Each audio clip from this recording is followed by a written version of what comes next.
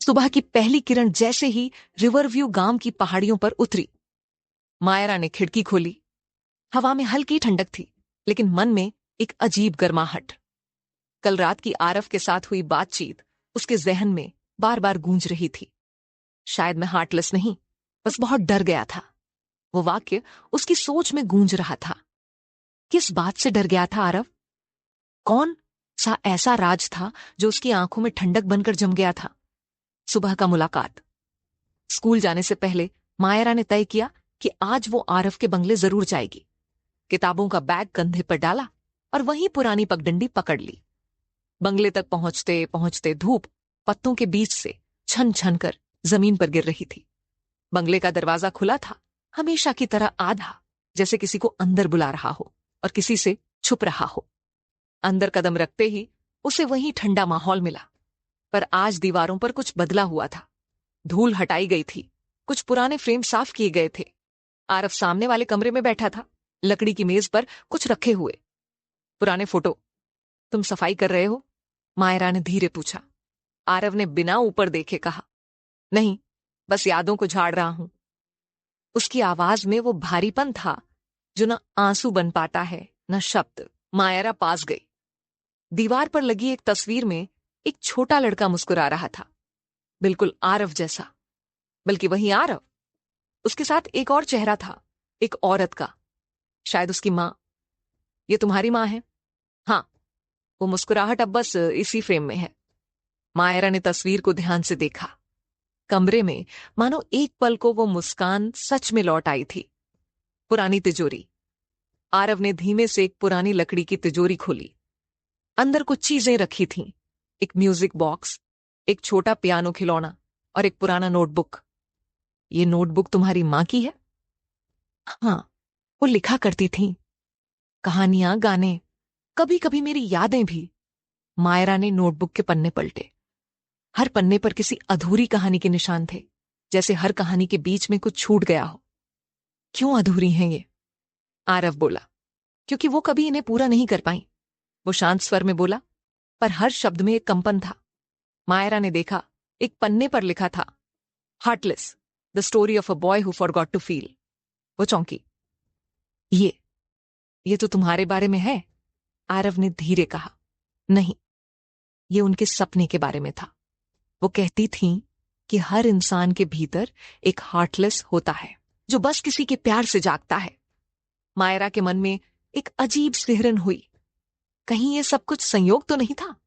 क्या मां की अधूरी कहानी अब असलियत बन रही थी? अचानक आई हवा। उसी वक्त बाहर से एक तेज हवा चली। खिड़की खुली और नोटबुक के पन्ने तेजी से उड़ने लगे। एक पन्ना जाकर दीवार के पीछे किसी दरार में अटक गया।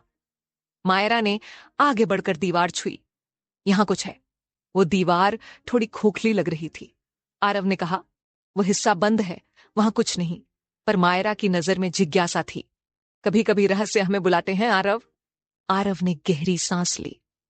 उस दीवार के पीछे यादें हैं जो मैं खोलना नहीं चाहता। क्यों? क्योंकि हर याद अच्छी नहीं होती मायरा। कुछ यादें इतनी सर्द होती हैं कि उन्हें छूते ही दिल फिर जम जाता है। मायरा चुप रही। उसने दीवार की ओर देखा और कहा, फिर भी जब तक तुम दीवार नहीं खोलोगे, तुम्हें पता नहीं चलेगा कि उसके पीछे अंधेरा है या रोशनी। आरव ने उसकी ओर देखा। पहली बार उसकी आंखों में डर और राहत दोनों थे। शायद किसी दिन। शाम का संवाद। उस शाम जब आसमान पर गुलाबी रोशनी फैली थी। दोनों बंगले के बरामदे में बैठे थे। मायरा ने कहा, तुम्हारी मां की कहानियां बहुत खूबसूरत थीं। हाँ, और हर कहानी का अंत वही था। कभी कोई आएगा जो हार्टलेस को महसूस करना सिखाएगा। मायरा ने हल्की मुस्कान दी। शायद वो किसी को इंतजार नहीं कर रही थी। शायद वो तुम्हारे लिए लिख रही थी। आरव ने कुछ नहीं कहा। वो बस दूर देखते रहे, जहां सूरज ढलते ढलते लाल हो गया था। कभी कभी सोचता हूं मायरा, क्या मैं वाकई उनके उस किरदार जैसा हूं? कौन सा? वो हार्टलेस लड़का जो सबको छोड़ देता है ताकि किसी को दर्द न दे। तुम सबको नहीं छोड़ते आरव, तुम बस खुद से दूर भागते हो। उसके इस जवाब पर आरव ने उसकी ओर देखा। वो नजर एक पल को कोमल हो गई, जैसे किसी बर्फ की सतह पर पहली दरार पड़ी हो। रात का रहस्य। मायरा जब जाने लगी तब उसने देखा, दीवार के पीछे वाली जगह से हल्की सी रोशनी झिलमिला रही थी। वो पलटकर बोली, आरव, वो दीवार, वहां से कुछ चमक रहा है। आरव घबराया। वो कुछ नहीं, बस पुरानी लाइट होगी। पर जैसे ही उसने दरवाजा बंद किया, दीवार के अंदर से एक हल्की सी धुन गूंज उठी। वही म्यूजिक बॉक्स वाली धुन जो सालों से बंद थी। आरव ठिठक गया।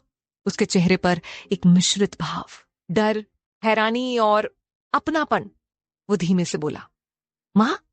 पर कोई जवाब नहीं आया, सिर्फ वो धुन जो अब हवा में तैर रही थी। मायरा ने उसकी आंखों में देखा। अब वहां सिर्फ ठंडक नहीं थी, बल्कि एक पुकार थी। आरव, शायद ये दीवार तुम्हें बुला रही है। आरव ने नजर झुका ली। शायद, और शायद अब वक्त आ गया है कि मैं सुनूं। रात और गहरी हो चुकी थी। बाहर पेड़ों की परछाइयां खामोशी में डोल रही थीं, और उस पुराने बंगले की दीवारों के पीछे जैसे कोई कहानी करवट ले रही थी। आरव ने खिड़की बंद करते हुए धीमे से कहा, कल मैं वो दीवार खोलूंगा। मायरा ने सिर हिलाया, और मैं तुम्हारे साथ रहूंगी। उस रात जब वो अपने अपने घरों में थे, दोनों को एक ही आवाज सुनाई दी, वही धुन जो आधी थी, जैसे कोई अधूरी कहानी फिर से पूरी होना चाहती हो। धीरे धीरे रात गहराने लगी थी। बाहर हवा में हल्की ठंडक थी, और हवाओं के बीच कहीं एक अधूरा सन्नाटा तैर रहा था। मायरा उस पुराने कमरे में खड़ी थी, जहां दीवार पर अब भी वही हल्का निशान दिख रहा था, जो मानो किसी पुरानी याद का दरवाजा हो। आरव ने कुछ नहीं कहा। उसकी आंखें उस दीवार पर टिकी थीं, जैसे वो शब्दों से नहीं, खामोशियों से बात कर रहा हो। मायरा ने धीरे से पूछा, आरव, क्या इस दीवार के पीछे कुछ है? वो पल भर चुप रहा, फिर एक ठंडी सांस छोड़ी। कुछ नहीं, या शायद सब कुछ। अतीत की आहट। जब उसने दीवार की दरारों पर उंगलियां फेरी, तो हल्का सा धूल झरने लगी। हर जर्रा किसी पुराने दर्द की गवाही दे रहा था। मायरा को महसूस हुआ, यहां सिर्फ ईंटें नहीं थीं, बल्कि किसी के टूटे हुए सपनों की परतें थीं। कभी मैं यहां हंसता था। आरव की आवाज बमुश्किल सुनाई दी। मेरे पापा इसी कमरे में पेंटिंग बनाते थे। उनके हर रंग में एक कहानी होती थी। मायरा चौंकी। तुम्हारे पापा पेंटर थे? वो मुस्कुराया, लेकिन वो मुस्कान भी आधी थी, जैसे किसी अधूरी कविता की पंक्ति। हाँ, और इस दीवार के पीछे उनकी आखिरी पेंटिंग है, रंगों में दबी चीख। आरव ने धीरे से दीवार पर रखा पुराना कपड़ा हटाया। नीचे से एक हल्का निशान उभरा, जैसे किसी ने बहुत सालों पहले वहां कुछ बंद किया हो। मायरा का दिल जोरों से धड़कने लगा। क्या तुम इसे खोलोगे? उसने फुसफुसाया। आरव ने सिर झुका लिया। शायद अब वक्त आ गया है। उसने दीवार के किनारों को खुरचकर हटाया। धूल उड़ने लगी, और धीरे धीरे एक पुराना कैनवास बाहर आया।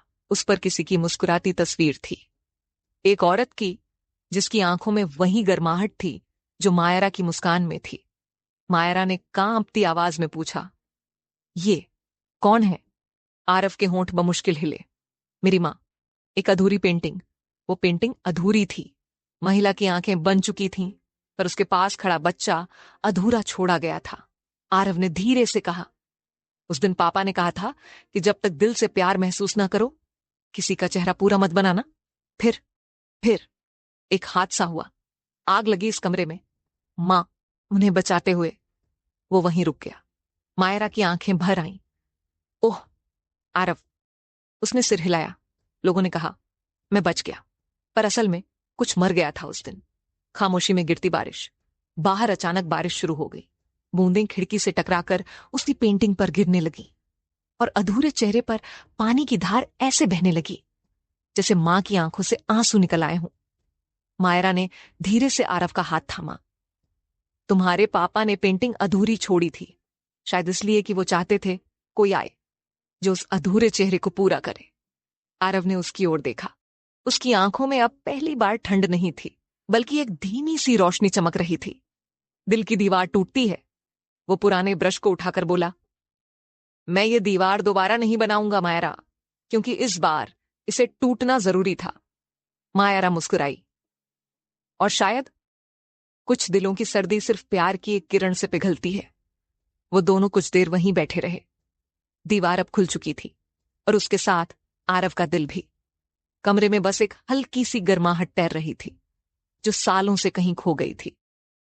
कभी कभी दीवारें सिर्फ ईंटों से नहीं, बल्कि अधूरी यादों से बनती हैं, और जब कोई सच्चा रिश्ता उन यादों को छूता है तो दीवारें गिर जाती हैं और दिल बोलने लगता है।